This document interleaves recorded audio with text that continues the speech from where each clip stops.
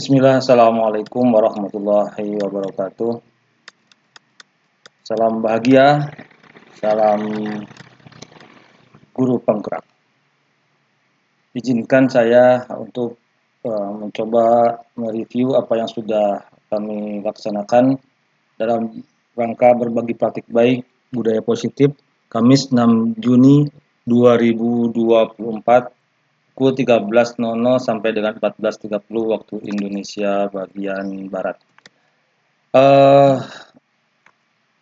Dalam program diseminasi budaya positif ini, saya sebagai CGP Rekognisi Angkatan 10 sekaligus fasilitator dari instansi SMA Al-Mutakin Kota Tasikmalaya.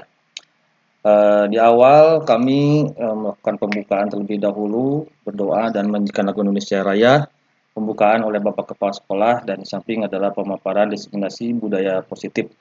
Adapun untuk lebih lengkap videonya ada di Google Drive yang ada di tautan di bawah ini. Ini adalah salah satu suasana ketika kami akan memulai diseminasi dari praktik pagi ini. Ini adalah suasana ruangannya.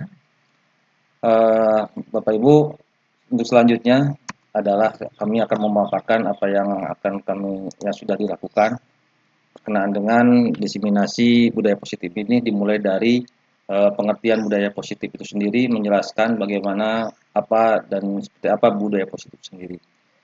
Budaya positif di sekolah, nilai dan kebiasaan sekolah yang berpihak kepada murid agar mereka dapat berkembang menjadi pribadi yang kritis, penuh hormat, dan bertanggung jawab sesuai dengan profil pelajar Pancasila. Di sini waktu itu dijelaskan berkenaan dengan pribadi yang kritis, namun penuh hormat dan bertanggung jawab. Selanjutnya, berkenaan dengan sebelum menggali lebih dalam lagi, di awal dipaparkan terlebih dahulu konsep inti budaya positif itu sendiri. Yang pertama adalah perubahan paradigma belajar, disiplin positif, nilai-nilai kebajikan, kebutuhan dasar manusia, motivasi perilaku manusia, posisi kontrol, keyakinan kelas, dan segitiga restitusi. Diawali dengan perubahan pembelajaran dengan paradigma baru. Pembelajaran dengan paradigma baru merupakan pembelajaran yang dirancang berdasarkan prinsip pembelajaran berdiferensiasi, sehingga para peserta didik belajar sesuai kebutuhannya berdasarkan tahap perkembangan sesuai dengan teori psikologi modern untuk mewujudkan profil pelajar Pancasila. Pada saat menjelaskan paradigma baru ini, lebih ditekankan berkenaan bagaimana dan kenapa mesti berprinsip pada pembelajaran berdiferensiasi. Di sini dipahamkan bahwasanya setiap peserta didik itu adalah unik, memiliki potensi, bakat dan minat yang berbeda-beda dari setiap individu. Maka disinilah pentingnya prinsip pembelajaran berdiferensiasi, dan harus memahami bahwasanya tumbuh kembangnya peserta didik itu akan berbeda-beda dengan catatan adanya pendampingan dari suatu konsep teologi psikologi modern serta tujuan yang ingin dicapai berupa profil pelajar Pancasila. Selanjutnya di sini dipaparkan berkenaan dengan pemaparan Dr. William Gesser dalam teori kontrol untuk meluruskan miskonsepsi tentang kontrol, mulai dari ilusi guru mengontrol murid, ilusi bahwa kritik dan membuat rasa bersalah mampu menguatkan karakter, ilusi bahwa semua penguatan positif efektif dan bermanfaat, serta ilusi bahwa orang dewasa berhak memaksa. Di sini dijelaskan bagaimana kita berpindah dari stimulus respon ke pendekatan teori kontrol, yang mana menyebutkan dalam stimulus respon realitas atau kebutuhan kita sama, sedangkan dalam teori kontrol realitas kita berbeda. Dalam stimulus respon semua orang melihat yang sama, dalam teori kontrol setiap orang memiliki gambaran yang berbeda. Dalam stimulus respon kita mencoba mengubah orang agar berpandangan sama dengan kita, sedangkan teori kontrol kita berubah memahami pandangan orang lain tentang dunia sampai ke berpikir dalam stimulus respon berpikir menang kalah, sedangkan dalam teori kontrol berpikir menang-menang. Kemudian setelah itu kita mencoba untuk memperkenalkan berkenaan dengan disiplin positif itu sendiri, dimulai dari menjabarkan definisi atau arti yang sebenarnya dari kata-kata disiplin itu sendiri. Disiplin itu berarti belajar, ya. Disiplin mengacu pada disiplin diri yang mempunyai tanggung jawab terhadap apa yang dilakukan berdasarkan nilai-nilai yang diyakininya. Di sini dijelaskan sebagai pendidik tujuan kita adalah menciptakan peserta didik yang memiliki disiplin diri sehingga mereka berperilaku mengacu kepada nilai-nilai kebajikan universal dan memiliki motivasi intrinsik dalam perubahan perilaku ke arah yang baik. Jadi di sini lebih ditekankan kembali bahwasanya sebagai pendidik kita mempunyai tujuan menciptakan peserta didik yang memiliki disiplin diri, disiplin yang yang muncul motivasinya dari dalam diri peserta didik dengan mengacu kepada nilai-nilai kebajikan universal, dan mudah-mudahan dengan seperti itu terjadinya perubahan perilaku ke arah yang lebih baik. Nah, di sini dijelaskan karena tadi dalam arti kita ini mengacu kepada nilai-nilai kebajikan universal, di sini digambarkan dan dijelaskan contoh-contoh kebajikan universal dari institusi atau organisasi. Yang salah satunya adalah sebagaimana tujuan kita, orientasinya adalah profil pelajar Pancasila, mulai dari beriman, bertakwa kepada Tuhan Yang Maha Esa, dan berakhlak mulia sampai ke elemen kreatif. Di sini juga diinformasikan berkenaan dengan kebajikan, nilai-nilai kebajikan dari institusi atau organisasi yang lain. Salah satunya adalah primary years program atau program pendidikan dasar dan keterampilan hidup. Prinsip selanjutnya adalah memahami berkenaan dengan kebutuhan dasar manusia. Kenapa demikian? Karena kebutuhan dasar manusia adalah segala sesuatu yang kita lakukan untuk mendapatkan apa yang kita inginkan. Seluruh yang kita lakukan memiliki tujuan tertentu, dan semua usaha terbaik yang kita lakukan adalah dalam rangka agar kebutuhan dasar kita terpenuhi dengan baik. Di sini kita harus memahami bahwa segala tindakan itu pasti memiliki maksud dan tujuan. Maka kita harus memahami kebutuhan dasar manusia itu sendiri sebagai sebuah acuan. Kriteria apa yang melatar belakangi seseorang itu melakukan suatu perbuatan. Di sini dijelaskan berkenaan dengan 5 kebutuhan dasar manusia, mulai dari bertahan hidup, kasih sayang dan rasa diterima, kemudian kebebasan, kesenangan, dan penguasaan. Selanjutnya dipaparkan juga berkenaan dengan motivasi perilaku manusia. Perilaku manusia itu terdiri dari 3. Yang pertama adalah menghindari ketidaknyamanan atau hukuman, kedua untuk mendapatkan imbalan atau penghargaan orang lain, dan yang ketiga menghargai diri sendiri dengan nilai-nilai yang diyakini. Poin 1 dan 2 merupakan ini motivasi eksternal, sedangkan poin 3 merupakan motivasi intrinsik, adalah motivasi yang paling luhur.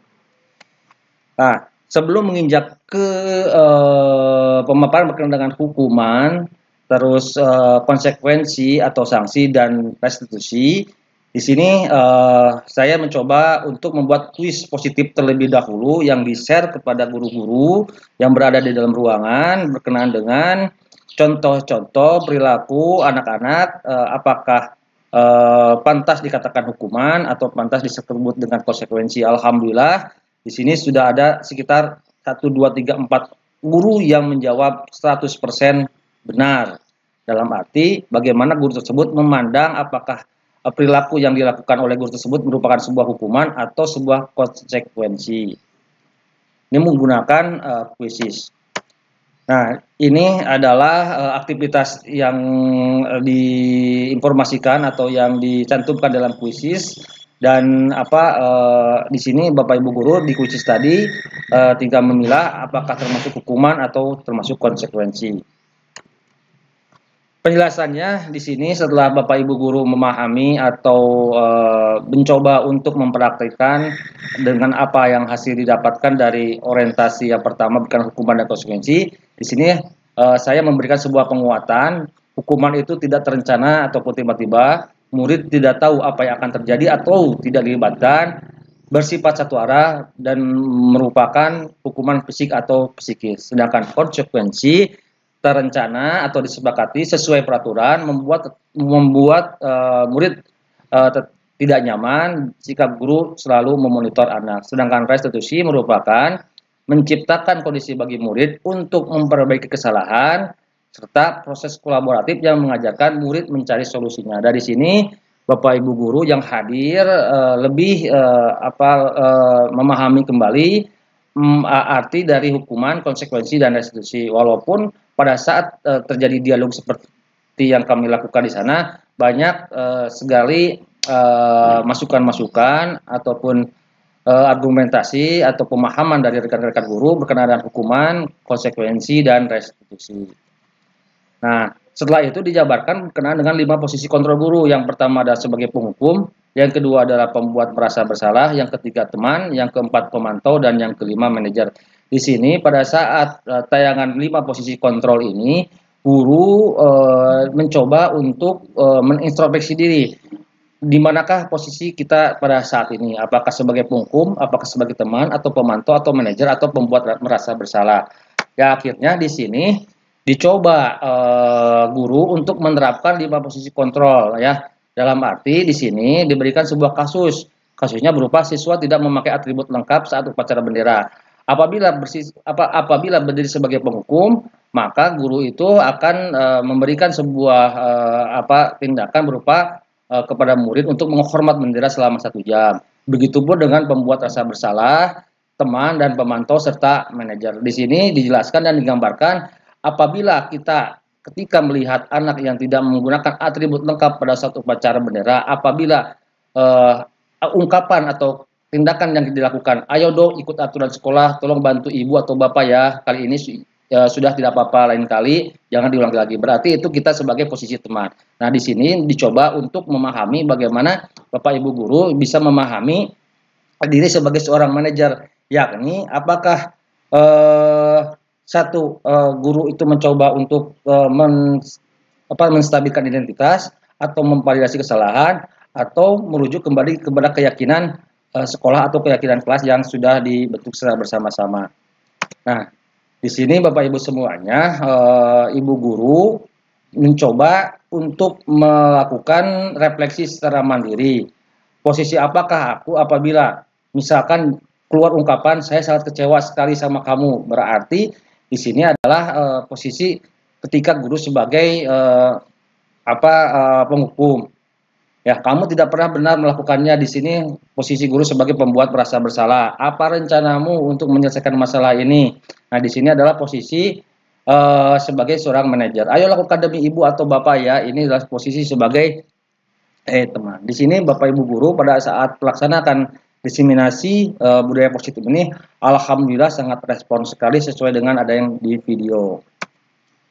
Di sini diberikan pemahaman perlunya sebuah keyakinan kelas. Kenapa keyakinan kelas bukan peraturan kelas? Keyakinan kelas itu bersifat abstrak, dalam arti ketika misalkan contoh keyakinan berupa menghormati, menghargai, ini kan sesuatu hal yang abstrak. Terus kemudian berupa pernyataan universal, dibuat dalam pernyataan positif, sedikit agar mudah diingat, sesuai dengan kondisi kelas dan sekolah. Semua warga kelas dilibatkan saat membuat keyakinan kelas. Ini adalah satu contoh ketika hasil dari bagaimana keyakinan kelas itu dibuat oleh peserta didik secara langsung, yang mana peserta didik langsung untuk mencoba mengimplementasikannya, bahwasanya ternyata dengan adanya keyakinan kelas yang dimiliki, sehingga peserta didik bisa lebih tertib kembali dan mengikuti kegiatan hadir dengan sepenuh hati. Prosedur membuat keyakinan kelas, bagaimana tadi diuraikan di awal. Yang pertama adalah bagaimana peserta didik itu sendirilah yang mencoba untuk mencurahkan pendapat anak-anak berkenaan peraturan yang perlu disepakati, sampai ke keyakinan kelas itu bisa ditempel di dinding. Ini adalah pemahaman atau berkenaan dengan segitiga restitusi. Jadi suatu proses dialog yang diajarkan oleh guru agar dapat menghasilkan murid yang mandiri dan bertanggung jawab, dari mulai bagaimana menstabilkan identitas, memvalidasi tindakan, dan menanyakan keyakinannya. Di sini menstabilkan identitas harus berdasarkan prinsip membuat kesalahan adalah bagaimana proses pembelajaran. Yang kedua, berperan menggeser dari identitas gagal ke identitas sukses. Dan yang ketiga, jangan mengkritik murid pada saat identitas gagal. Validasi tindakan yang salah berdasarkan prinsip setiap perilaku berupaya memenuhi suatu kebutuhan tertentu. Guru bergeser dari stimulus respon menjadi proaktif. Dan yang ketiga, mengenali kebutuhan dan mengenali murid akan memperbaiki hubungan ini. Sedangkan yang keempat, pernyataan atau pertanyaan tidak memojokkan murid. Berkenaan dengan sisi yang lain dari sisi adalah menanyakan keyakinan harus berdasarkan prinsip teori kontrol, bahwa pada dasarnya kita memotivasi secara intrinsik murid siap mengaitkan keyakinan dengan tindakan yang salah. Hal yang perlu diperhatikan dalam segitiga restitusi, yang pertama, perilaku yang salah dikaitkan dengan nilai-nilai keyakinan yang telah disepakati, kesediaan untuk memperbaiki masalah, pemecahan masalah sebisa mungkin relevan, perlu usaha perbaikan. Yang kelima, perlu didedikasikan waktu, kalau perlu tanyakan mulai perbaikan. Di sini contoh keyakinan kelas dan kesepakatan kelasnya. Di sini adalah dokumentasi kegiatan berbagai praktik baik diskriminasi budaya. Ini juga sama, dokumentasi kegiatan berbagai praktik diskriminasi budaya pada saat itu masih konsentrasi, terus kemudian peserta paling idaman ya. Alhamdulillah kegiatan tersebut sangat diikuti dengan baik sekali oleh rekan guru-guru semuanya. Ini diskriminasi kegiatan juga, alhamdulillah guru ternyata mencoba untuk memikirkan masa depannya ya. Ini dokumen kegiatan berbagi praktik baik segitiga restitusi. Dan yang ini adalah proses dialog dengan peserta didik, anak menemukan jati diri dengan potensi yang dimilikinya. Sebagaimana salah satunya di sini adalah mau ngebahagiain orang tua gitu, terus sama pengen sukses dunia. Yang paling penting mah suksesnya di akhirat. Subhanallah. Ini Bapak mendengarnya sampai yang merinding ini ya. Ini salah satu proses dialog ya, Bapak Ibu semuanya. Demikian pemaparan berkenaan dengan berbagi praktik baik yang sudah saya lakukan. Mudah-mudahan bisa bermanfaat bagi rekan-rekan semuanya yang menontonnya. Terima kasih. Wassalamualaikum warahmatullahi wabarakatuh.